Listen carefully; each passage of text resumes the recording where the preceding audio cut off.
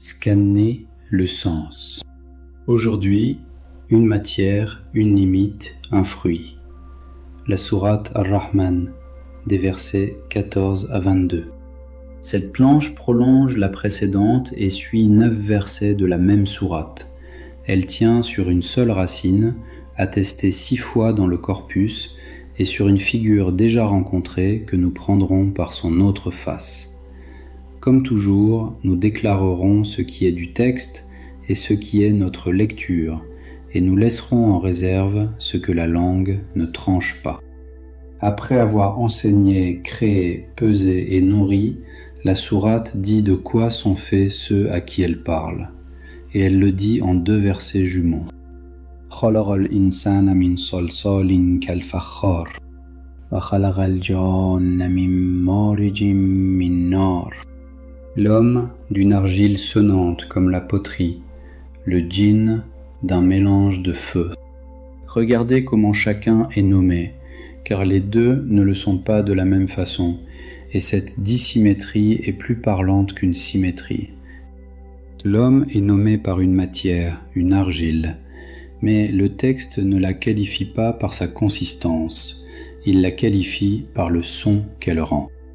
Le mont Salsal, Salsal, est un quadrilitère bâti par redoublement, et le corpus ne lui connaît pas d'autre forme. Il désigne le tintement, le son clair d'une chose creuse et sèche qu'on frappe. L'homme est donc une terre, mais une terre saisie par le son de son vide. Le djinn, lui, n'est pas nommé par une matière stable du tout. Il est dit fait d'un marij, un mot qui désigne la flamme par son mouvement, un mélange qui remue et ne tient pas en place. Là, ce n'est même plus une substance qualifiée, c'est le mouvement seul qui nomme. D'un côté, une matière prise par son acoustique, de l'autre, un mouvement sans matière fixe, un son puis un remuement. Et les deux sont des états extrêmes. L'argile sonnante est de la terre qui a perdu son nom, séchée jusqu'à teinter. Le marige est du feu qui a perdu sa fumée, une flamme réduite à elle-même. Chacune est sa matière portée à un point de sécheresse où elle n'est plus que ce qu'elle est. Une note en passant que nous ne chargerons pas, le comparant de l'homme est le fakhar, le farkar, la poterie cuite, et cette racine donne aussi le fakhr, la vantardise, et le fakhour, celui qui se rengorge. La matière dont l'homme est le comparant porte dans sa racine la terre cuite et l'orgueil de soi. Nous le notons et nous passons. C'est une parenté de racine, non un argument, et elle attend sa propre planche. Il serait tentant de cette argile le degré d'une échelle, et le corpus permet de tracer l'échelle, à condition de dire aussitôt ce qu'elle n'est pas. La terre dont l'homme est tiré paraît dans le texte à plusieurs états. Le tin, le teint, l'argile humide et plastique, celle du façonnage, la hama'u masnoun, la boue noire façonnée, le salsal, l'argile séchée qui sonne, et le sidjil, une matière durcie jusqu'à devenir projectile, celle des pierres lancées sur les cités renversées. L'ordre semble clair, du plus humide au plus dur, et l'homme se tiendrait au milieu, assez cuit pour sonner, pas assez pour être une arme. Mais il faut ici une prudence, et 2 d'entre elles. La première, ces états ne se suivent pas comme des marches dans le texte. Dans un même verset, le salsal et la boue façonnée sont nommés ensemble. La gradation n'est donc pas une séquence que la sourate déroulerait degré par degré. C'est un ordre que nous mettons, nous, dans des mots que le texte emploie côte à côte. Un outil de lecture, non une échelle écrite. La seconde, le sijil est le maillon le moins sûr, et pour 2 raisons. Le corpus le rattache à une racine pour les besoins de la conjugaison, mais cela ne dit rien de son origine, que les savants tiennent souvent pour un emprunt. Et surtout, il ne joue pas dans le même registre que les 3 autres. Le tin, la boue et le salsal sont des matières de création, ce dont l'homme est façonné. Le sijil, lui, n'apparaît que dans des scènes de destruction, les pierres qui tombent sur les cités renversées. Les aligner sur une seule échelle est vrai quant à la matière, la même terre plus ou moins cuite, mais mêle deux destinations opposées. Nous gardons donc le sijil comme un état extrême de la matière, en signalant qu'il a quitté le registre de la création pour celui du châtiment, et nous n'y appuyons rien. Cette paire de matière a une histoire ailleurs dans le texte, et elle éclaire ce que la sourate en fait. Quand il est ordonné aux anges de se prosterner devant l'homme, l'un refuse, et pour se justifier, Iblis nomme lui-même la matière. « Je ne me prosternerai pas, dit-il, devant un mortel que tu as créé d'une argile sonnante, tirée d'une boue façonnée. » Son refus se fonde sur la matière. Ailleurs, il précise la sienne, un feu. Le feu se juge au-dessus de la terre sèche. Il faut être exact sur ce que le texte dit et ne dit pas. Iblis ne visite pas l'argile, il ne l'éprouve pas du dedans. Il la dédaigne du dehors, sur le seul argument de sa matière. C'est une préséance qu'il pose, celle du feu sur la terre, et il la pose au moment même où il désobéit. Or, la sourate qui nous occupe défait cette préséance sans la discuter. Elle prend les deux mêmes matières, l'argile de l'homme et le feu du djinn, et elle les aligne. Elle ne dit pas que l'une vaut mieux que l'autre, elle les place côte à côte, elle leur pose la même question, et cette question est au duel. Elle s'adresse à deux. Là où Iblis avait établi un rang, Ar-Rahman rétablit une paire. Notons enfin, sans y insister, l'ordre du récit de création. La matière sonnante vient d'abord, le souffle ensuite, puis j'ai insufflé en lui de mon esprit. Le son précède le souffle. L'argile teinte parce qu'elle est creuse, et c'est dans ce creux que le souffle est déposé. Le vide n'est pas un défaut de la matière, il est la place que le souffle vient occuper. Avant d'en venir aux deux mers, la sourate a posé le duel ailleurs, et il faut le relever, car il prépare tout le reste. Entre les matières et les mers, un verset nomme le Seigneur des deux levants et des deux couchants, deux orients, deux occidents. Le duel n'est donc pas d'abord marin, il est cosmique et géométrique. Le texte installe la paire sur l'espace entier, les points où le soleil se lève et se couche, avant de la resserrer sur deux eaux.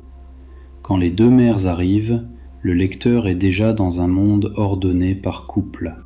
La sourate emploie alors le même mot que pour la matière du djinn, et c'est le cœur de cette planche. Maraj al-bahrayni yaltaqiyan, baynahuma barzakhun la yabghiyan. Il a lâché les deux mers qui se rencontrent. Entre elles, un isthme, elles ne se débordent pas. Le verbe maraja, est de la même racine que le marij, la matière du djinn. Le corpus le confirme sans hésiter. Les deux mots relèvent de la même racine, qui ne compte que 6 emplois dans tout le texte, dont un autre passage sur ces mêmes deux mers. Mais il faut être exact sur ce que cette parenté établit, et ne pas lui faire dire plus. La racine est identique. Le sens ne l'est pas d'un emploi à l'autre, et c'est là que réside le trait le plus fin du passage. Le même signe porte deux sens que les lexicographes distinguent. D'un côté, le mélange, de l'autre, le lâcher, le fait de laisser aller. La sourate emploie le premier pour la matière du djinn, le second pour les mers. Nous ne prétendons pas que la racine signifierait au fond une seule chose. Nous notons qu'un mot à deux faces relie deux scènes, et que le résultat est remarquable. Le verbe qui dit le lâcher débouche sur elle ne se déborde pas. La face lâchée de la racine décrit donc une libération qui n'aboutit pas à la fusion, tandis que sa face mélange avait nommé la matière du djinn. Deux sens d'un seul signe mis à travailler ensemble. Entre les deux mers, un barzakh. un isthme, une limite. Le mot est probablement d'origine persane, les philologues l'admettent, et il désigne une barrière entre deux étendues. Le verbe qui l'accompagne dit qu'aucune des deux n'empiète sur l'autre. La limite ne sépare pas deux choses pour les éloigner, elle les fait se rencontrer sans qu'elles se perdent l'une dans l'autre. Elles se touchent et restent deux. Il faut ici être précis sur qui fait quoi, car la facilité guette. Le texte ne dit nulle part que Dieu serait cette limite. Il dit qu'il la pose. Un autre verset l'énonce mot pour mot. Il a placé entre les deux un isthme. Celui qui institue la limite n'est pas la limite, de même que celui qui a déposé la balance, dans la sourate, n'est pas la balance. La planche précédente l'avait établi pour l'instrument. Il vaut ici pour l'isthme. L'agent tient, l'instrument est tenu. Les confondre effacerait précisément la distance que tout ce passage installe. Nous avons déjà rencontré ce verset dans une autre planche et nous devons le dire pour ne pas paraître nous répéter. Il y servait à décrire un seuil, le lieu qui sépare deux domaines et se laisse traverser sans qu'on l'annexe.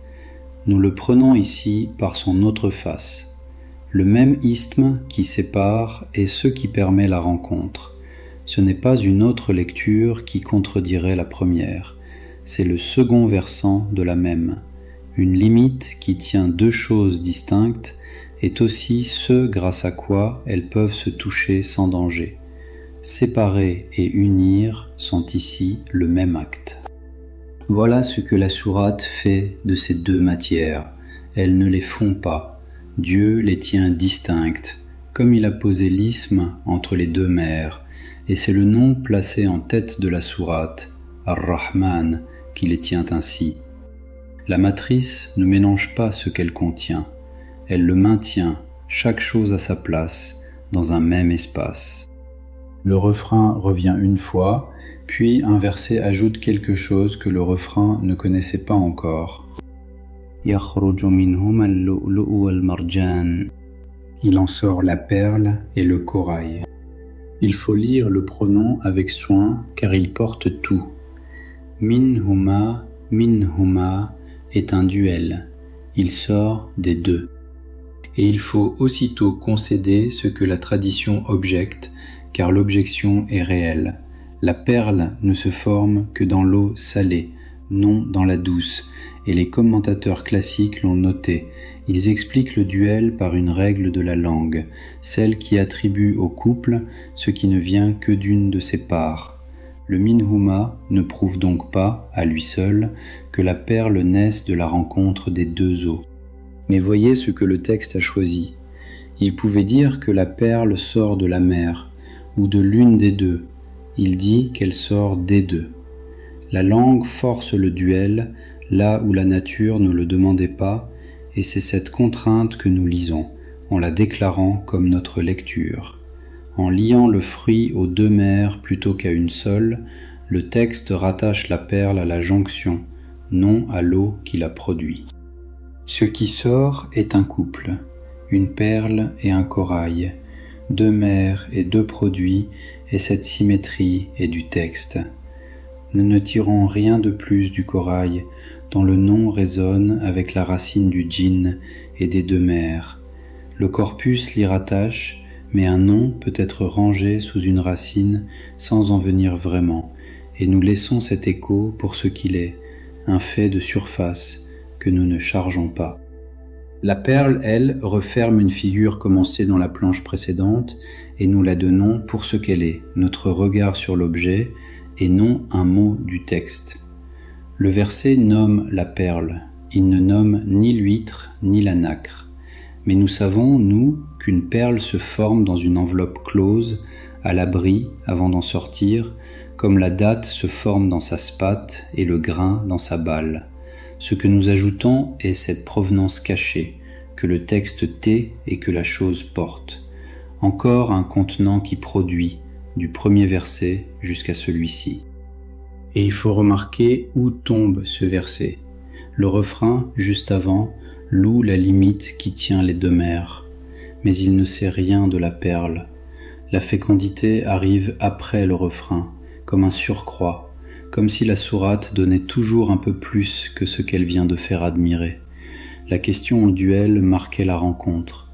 Le verset qui suit montre qu'elle porte un fruit.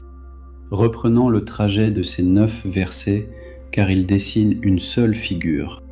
2 matières d'abord tenues distinctes, une argile qui sonne, un feu qui remue, puis une limite, le barzakh, qui les fait se rencontrer sans les confondre, puis un fruit, la perle, qui sort de cette rencontre réglée et qu'aucune des deux mers ne produirait seule.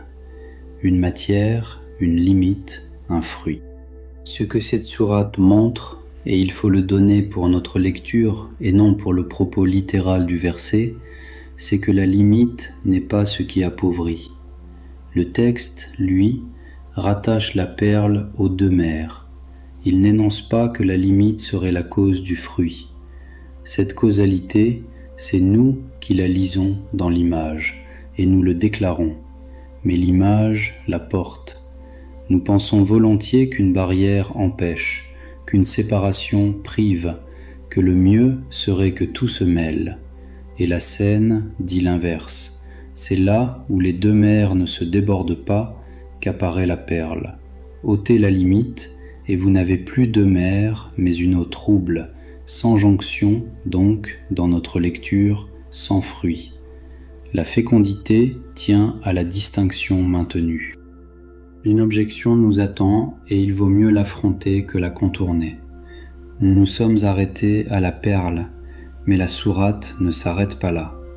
2 versets plus loin, elle nomme les navires élevés sur la mer comme des montagnes. Un navire est aussi un contenant, creux comme la coque, et il flotte sur ces mêmes eaux. Pourquoi ne pas l'inclure dans notre trajet ? Justement parce qu'il le prolonge au lieu de le clore. La perle est un contenant que la limite produit sans nous. Le navire est un contenant que nous fabriquons et que nous posons sur la mer. Après le contenant naturel qui naît de la rencontre, vient l'ouvrage humain qui s'y déplace. Le cycle des matières et de leurs fruits se referme à la perle. Le navire ouvre autre chose et il aura son propre massif. Nous n'irons pas au-delà de ce que la sourate donne. Elle place un nom en tête, Ar-Rahman, la matrice, et sous ce nom, elle tient des matières qui ne se ressemblent pas, une argile et un feu, sans les fondre et sans les hiérarchiser. Puis elle montre, dans une image dont nous tirons la leçon sans la lui prêter, qu'une limite bien tenue ne sépare pas pour priver, mais laisse quelque chose naître au contact. C'est une leçon sur les contenants, et nous l'avons reçue d'un texte qui, du premier mot au dernier de ce passage, n'a nommé que des choses qui contiennent. Scanner le sens. Les racines du sens.